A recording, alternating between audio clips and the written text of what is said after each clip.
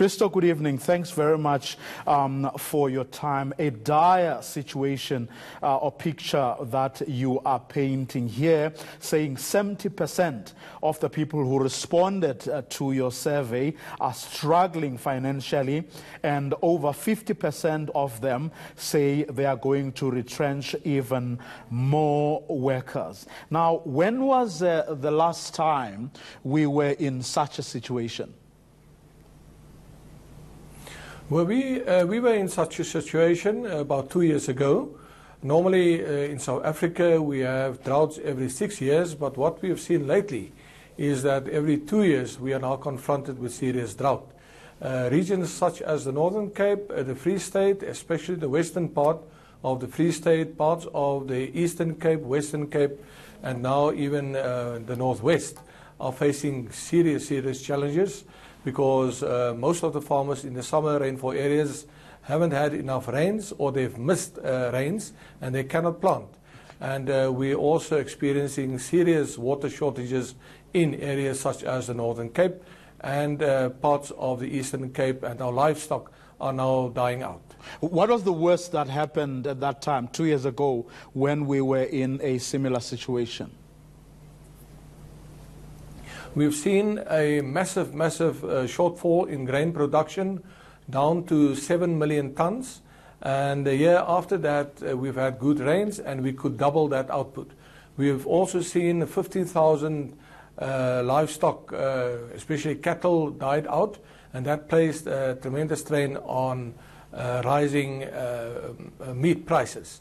We are trying our utmost levels or best to avoid a similar situation this time around, but it seems that we are going to face serious challenges in terms of maize supply, and that already has led to rising maize prices.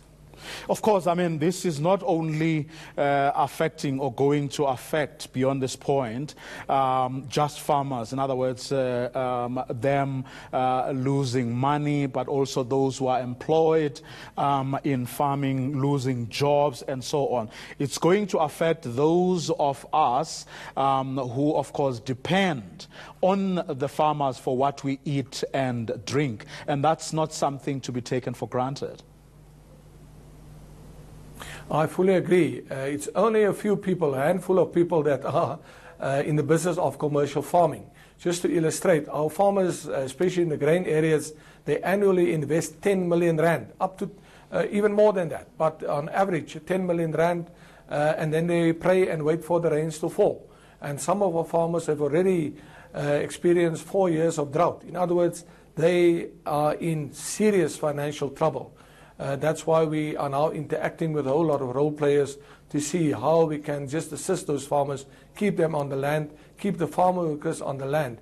Because if our farmers are no longer producing food, they're no longer productive, farm workers lose their jobs, and it has a massive economic impact, disastrous economic impact on rural towns and rural areas.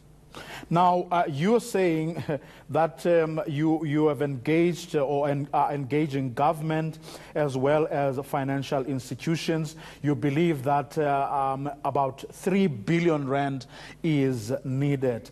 Now, what is this money going to do exactly? And that's if, and a big if, you get it, of course. Yes, our purpose is to put pressure on government to make that money available in our forthcoming budget.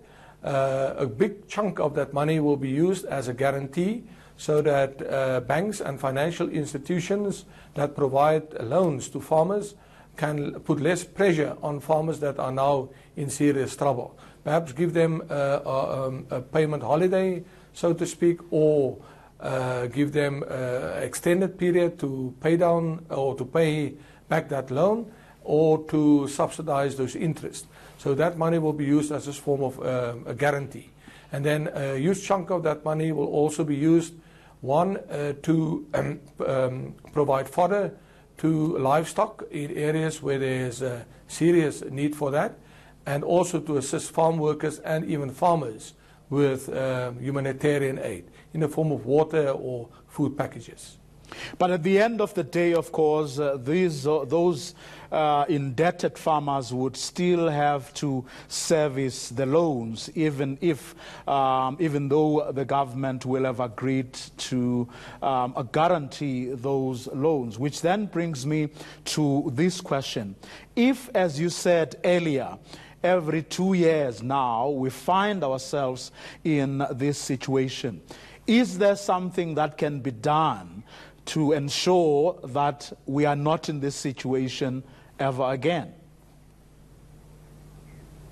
Yes, I think farmers should be regarded as an asset in South Africa, because it's not everyone that will work on a farm or will sacrifice their earnings and invest it in a farming project.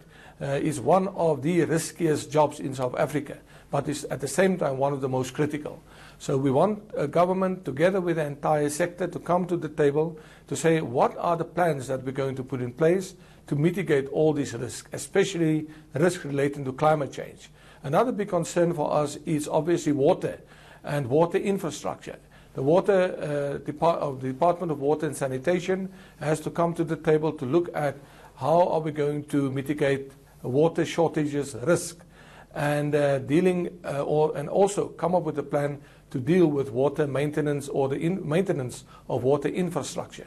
Because if our towns run out of water and if people run out of food, then we're going to sit with a perfect storm, and we do not want any socio-political upheaval before the elections or during the elections or even after the elections.